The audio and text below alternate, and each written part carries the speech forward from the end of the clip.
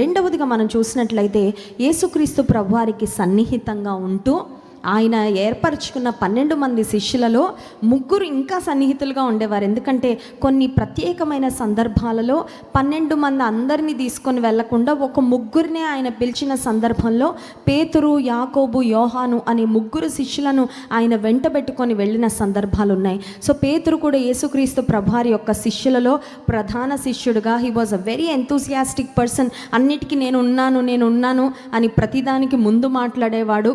పేతురును దుడుకు పేతురు అని కూడా పిలుస్తూ ఉంటాం. పేతురు యేసుక్రీస్తు ప్రభువారు ఎవరో నేను ఎరుగను అని ముమ్మారు పేతురు బొంకిన సందర్భంలో యేసుక్రీస్తు ప్రభువారు ఆ పేతురుకు కూడా అవకాశం ఇచ్చారండి టు చేంజ్ హిస్ లైఫ్. మనం గమనిస్తే ఇస్కరియోతు యూదా తప్పు చేశాడు, ఏడ్చాడు, కానీ యేసయ్య వద్దకు వచ్చి పశ్చాత్తాప పడలేకపోయాడు. తన జీవితాన్ని ఉరి వేసుకొని ఆత్మహత్య చేసుకొని ముగించుకున్నాడు అర్ధాంతరంగా. కానీ పేతురు మనం జ్ఞాపకం చేసుకున్నట్లయితే పేతురు పశ్చాత్తాప పడ్డాడు, దేవునికి మళ్ళీ తన్ను తాను అప్పగించుకున్న తర్వాత ఇప్పుడు పునరుత్థానుడై తిరిగి లేచిన యేసుక్రీస్తు ప్రభువారు తన శిష్యులకు ప్రత్యక్షమైనప్పుడు మీకు సమాధానము కలుగునుగాక, పీస్ బీ టు యూ అనే మాట ఆయన పలికారండి. He greeted them piece.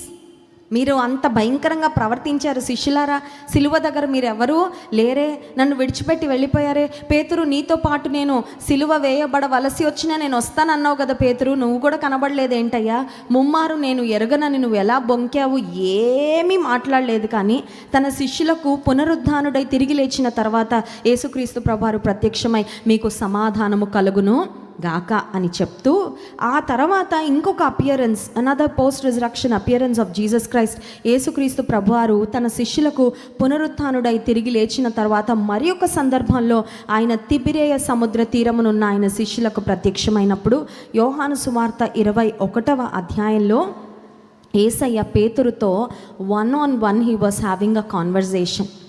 వ్యక్తిగతంగా పేతురును యేసే ఒక ప్రశ్న అడుగుతూ ఉన్నాడు. మన దేవుడు హీజ్ అ పర్సనల్ గాడ్, మనతో వ్యక్తిగతంగా ఆయన మాట్లాడతాడు. మనకున్న మానసిక సమస్యలను బట్టి, మనమున్న మానసిక స్థితిని బట్టి, మన హృదయంలో ఉన్న వేదనను బట్టి, మనలో ఉన్న కన్ఫ్యూషన్ని బట్టి చాలా వ్యక్తిగతంగా మనల్ని టచ్ చేసే దేవుడు అండి, మనల్ని బాగు చేసే దేవుడు, మనల్ని ధైర్యపరిచే దేవుడు, మనకు తన బోధనలను తన ఆదేశాలను చాలా వ్యక్తిగతంగా అనుగ్రహించే దేవుడు.